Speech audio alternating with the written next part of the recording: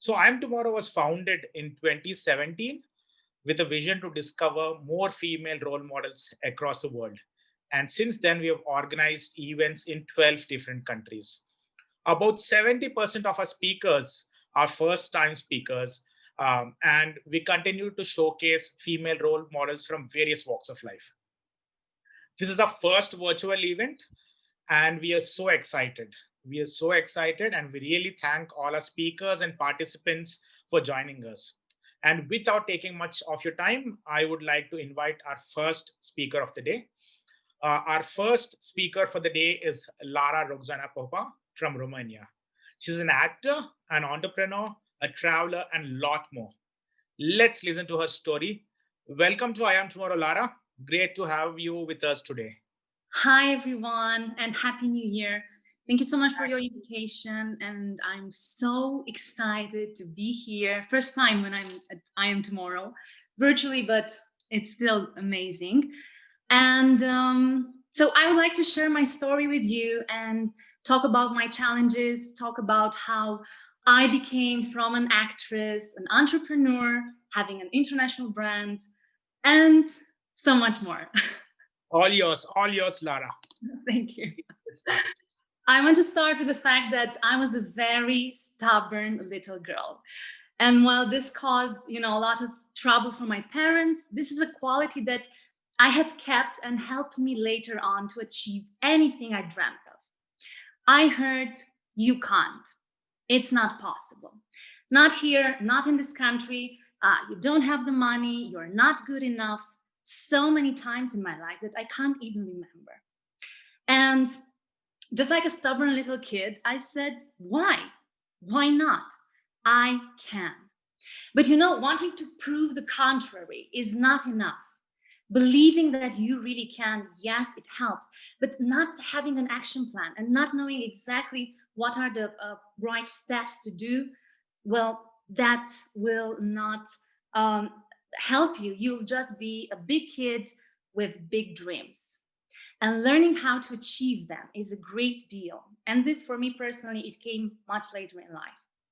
I wanted to be an actress. And although everyone was against this, I said, why not?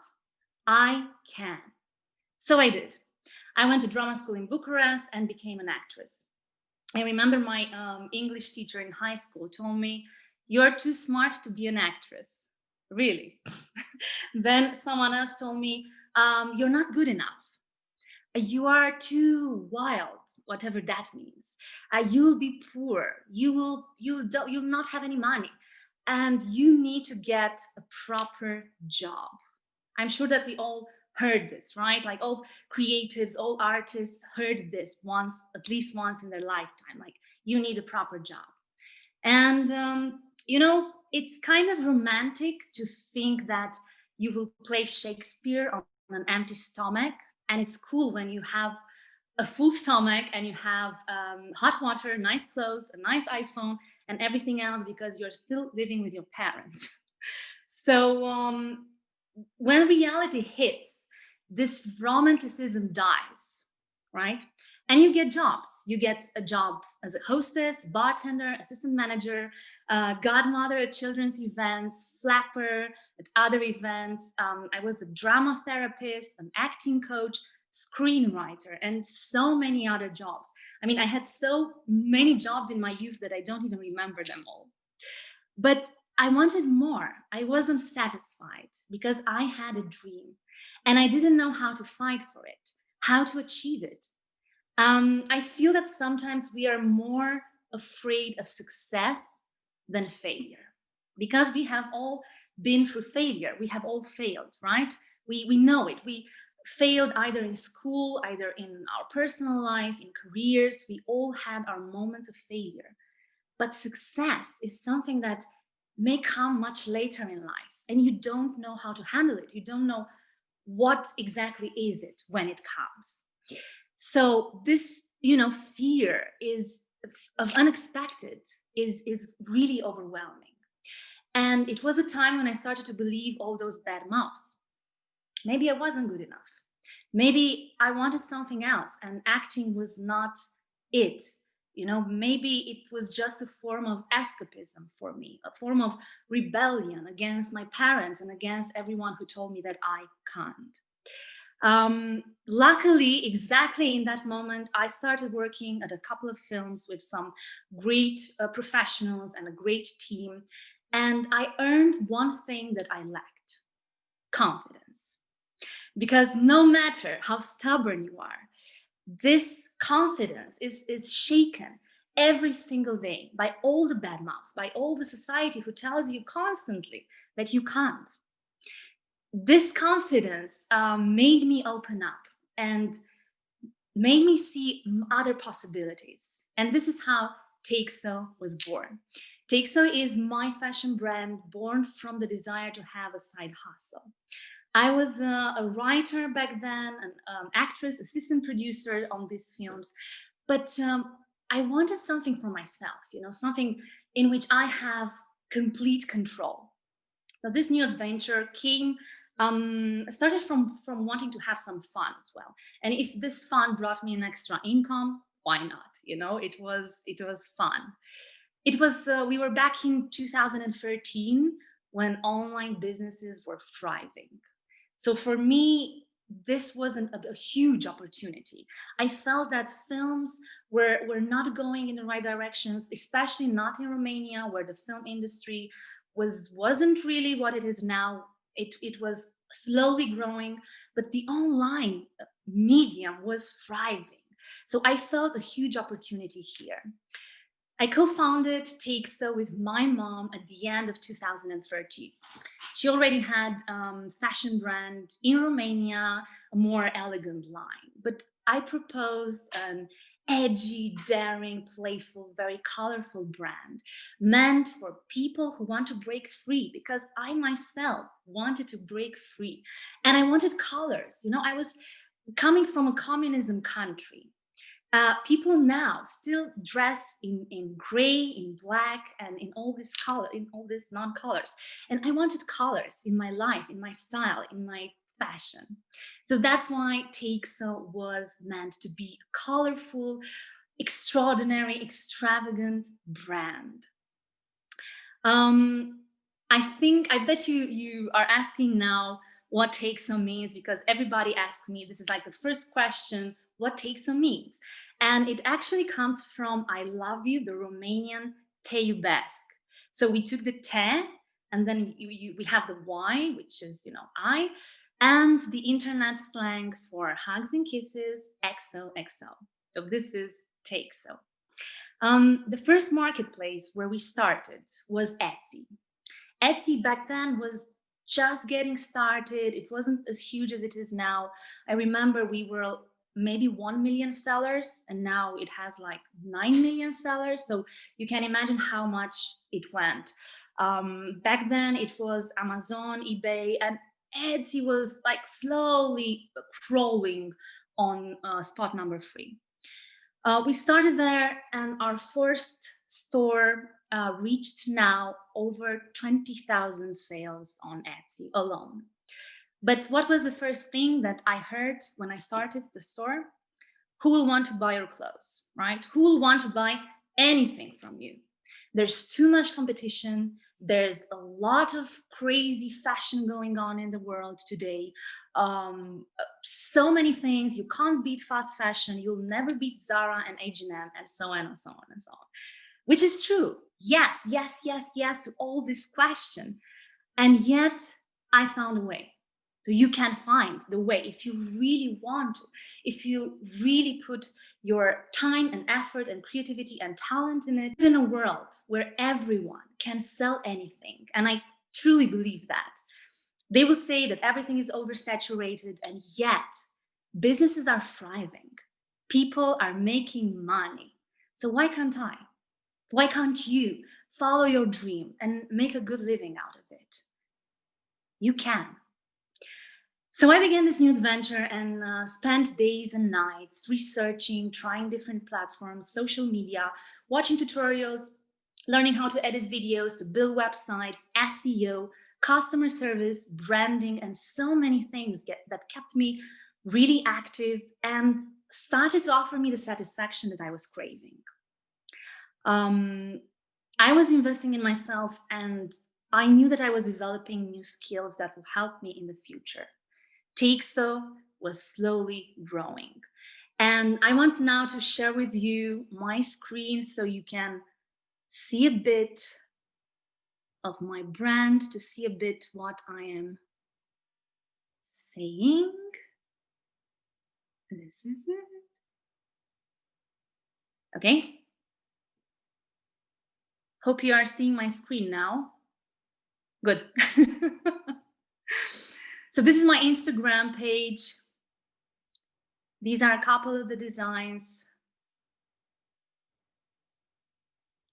the latest pieces.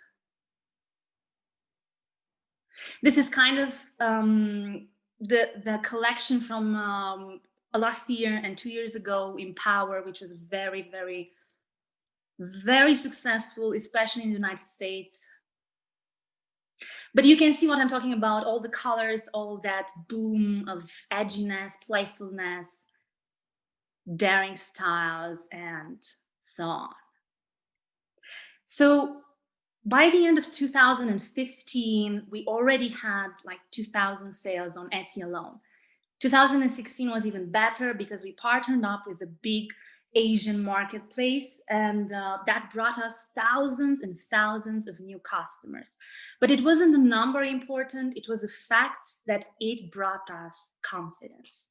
It was that confidence that I lacked in the beginning and that I didn't have in this field as well because I had no experience. So it was something that brought us the desired confidence. I knew back then that I was on the right path, but I knew it's a lot of work. So, as I said, I had zero experience, zero knowledge. So I didn't have a business degree. I didn't have a fashion degree. So I had to learn everything from scratch, from the internet, from other entrepreneurs, from online courses, and so on. Trying and experimenting, see what works for my brand, discovering social media, discovering other platforms for e-commerce, for other sellers. But it was one thing that I had in my instinct, and it was like a second nature. And that was connecting with the people, connecting with my customers, connecting with the audience, and telling them a story, reaching their hearts. Because this is the most important thing. And this is what I understood, I think, after 3 years of having Teyxo. Then I understood the power of storytelling and of branding. We are not selling a product. Yes, we are selling a product, but it's not about the product. We are selling a dream, a feeling, an emotion.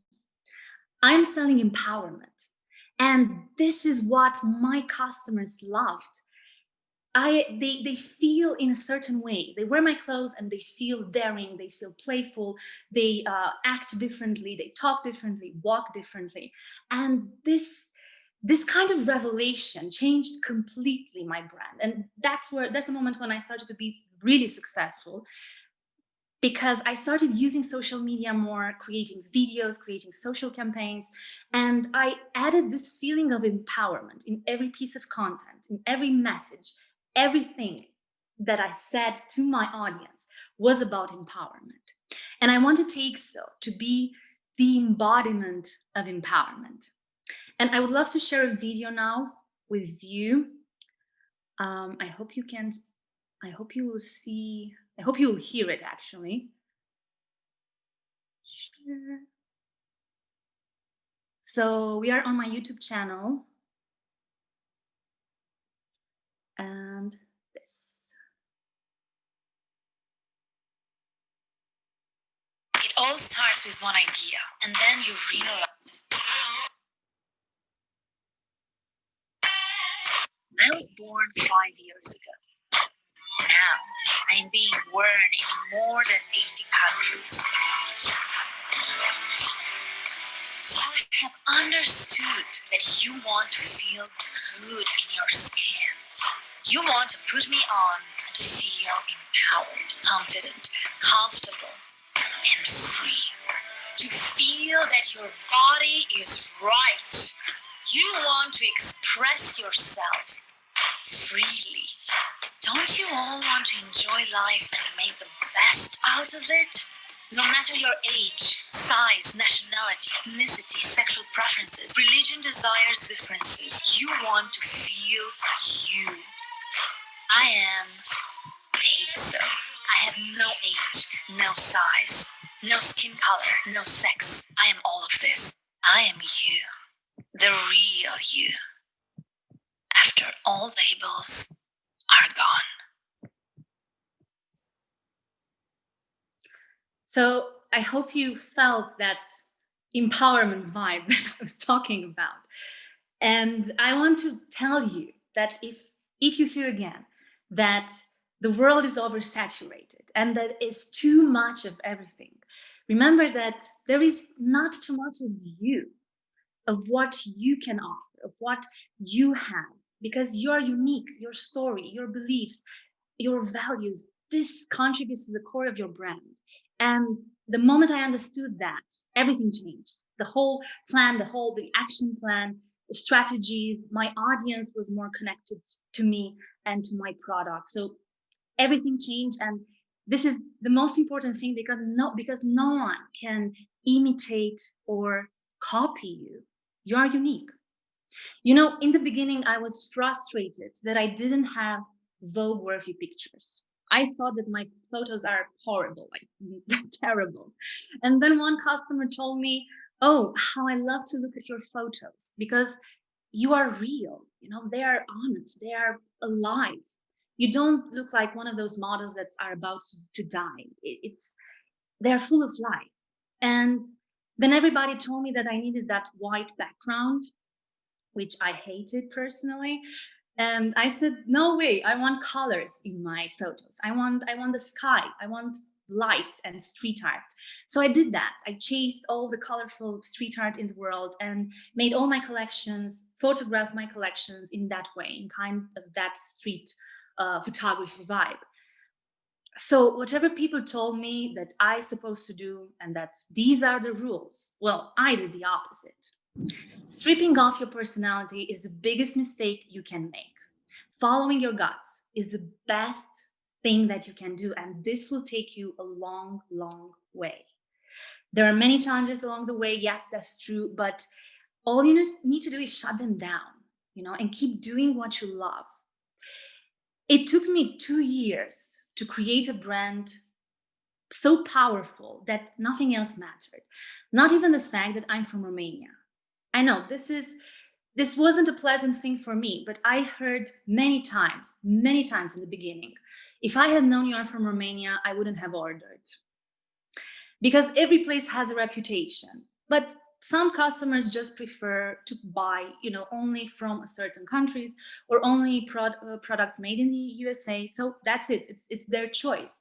But now, after that time when I build a reputation, this thing didn't matter anymore.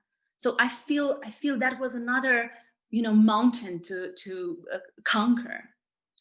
Last year, I became a Udemy instructor and created my first course, Learn Etsy from a top 1% seller.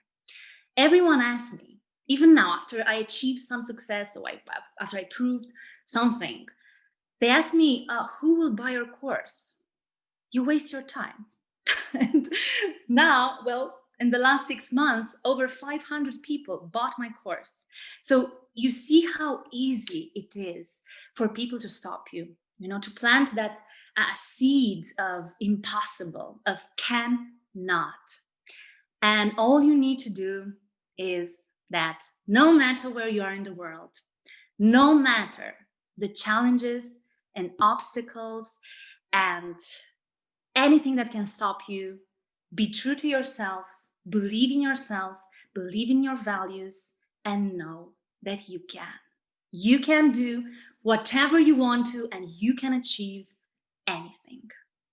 Thank you. Thank you so much for listening. And I'm happy to answer your questions or... That's awesome. That's awesome, Lara. Thank you for the presentation. And Thank you. we as a platform, we as an event, we are so incredibly happy to bring in women like you, and other speakers today who make every impossible thing possible, take up challenges and convert them to reality. So let me quickly check if there are any questions, and I'll quickly read them out to you. Mm-hmm. So we have one question which says, "Do you have you been working remotely even before COVID happened? And do you have any suggestions for our audience who are working remotely?"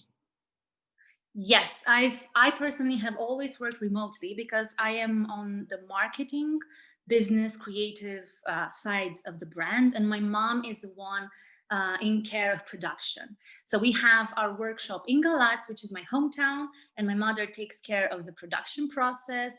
And then, I don't have to be there all the time. I used to go there more often before COVID to take more photos. We had more collections. I was there more often, but yeah, I always used to work remotely, so that is a plus. Um, from your talk, I understand that you love both acting and being an entrepreneur. But then, if you had one option to choose between acting and being an entrepreneur, which one would you choose? That's a hard one. That's a great question, but I feel that being an entrepreneur, yes, definitely, because being an entrepreneur gives you the freedom to grow, to go from A to Z, to travel the world, to do whatever you want. And in my videos, I'm doing a lot of acting. I'm doing a lot of what I've learned, what I've practiced. I'm doing films, small films. So I feel that being an entrepreneur gives you much more freedom, and you can do your own films after all in the end. So you can kind of combine all the skills that you have, all the talents that you have. So you don't need to stick to one. While on acting, you depend, probably, you depend on a crew, you depend on a producer. If you're doing film, it's so much more complicated, especially if you don't have an agent or a name yet. If you're doing theater, you have to be there on location. You depend on so many other things, while entrepreneur is freedom. As an entrepreneur myself, I can feel whatever you're saying. Yeah, it's So the last question is, what's the most important thing to keep in mind when you're building a fashion brand? And do you have any advice to new designers and fashion entrepreneurs? Yes, be yourself. Like I said in my talk, don't strip off your personality. Don't try, to have that clear white background because everybody has it, or, that kind of models who stay in a way where, what I'm talking about. Don't try to copy anything. Just be yourself and show yourself, show your talent, show your creativity, inventivity. I feel that fashion is a form of art in the end. So you don't have to follow any rules. You don't have to follow trends. You can create your own trends. Like, look at all the big designers. No one followed anything. They all created. I'm thinking now of Alexander McQueen. Like, he was crazy. He was completely doing, this fashion shows and this amazing dresses and designs. But he did his own thing, his own, gothic things. And that's why he's Alexander McQueen. And there are so many examples. So I truly believe in being yourself, being authentic. And this is the best advice ever in all fields, I feel, not only in fashion. We have another question where the participant Hana is asking, was there a time when you wanted to give up? Oh, yes, many times. I think you all feel that because you get tired at some point and you see that maybe you don't have the results that you want, that you invested so much in something, and or I don't know, you had a big budget in advertisement and you didn't got the sales that you want, and it's crazy. You want to give up, you want just to live on an island, isolated island, and just like don't do anything all day. But then again, you rest a bit, or you take some time off, and you see that there is an engine in you, a drive that, you know, pulls you back into the business, back into the work, back into the world. It's like my every time that when I get tired, I say, yes, enough. I have to take a vacation, you know? And after 2 days, maximum 2 days, my mind starts working again. I'm like, oh my God, I have to do a video now. I have to do something. It's a constant drive. And I think if you have that, you can never stop. You can never truly give up. Even if you maybe take a different path, like I did, from acting to entrepreneurship, but I didn't give up acting. I'm still working on some projects. I'm working more on screenwriting now and producing. So I love this, I don't know, having control, this kind of backstage thing of films, but I'm still doing it. I think I loved more entrepreneurship and my fashion brand because I got quicker results. It's not like in film or in, you know, some parts of art where you work a lot, maybe years into a work of art, into a novel, a film, a painting even maybe, and then maybe the result is not the one you wanted. Here you see the results right away. You create something, you see it in a couple of hours, in a couple of days. It sells, it doesn't sell. Or, you know, you get the views, you don't get the views. You get the shares, you don't get the shares. So I think it's much quicker and maybe more fitted to my personality and the way I function in the end. So and the last question is, what is the best way to get in touch with you for the project, for the empowerment project? to get in touch with me, You and the project you're working upon. social media, if you have seen my Instagram, it's Teyxo _ urban fashion. YouTube is Teyxo. On Facebook, I am Lara Roxana Popa. Gmail is lararoxanapopa@gmail.com. So I think you can easily get in touch with me. Sure. Great to hear all your insights, and thanks for answering all the questions, Lara. Thank you. Thanks again for joining us. Thank you so much. Such a pleasure.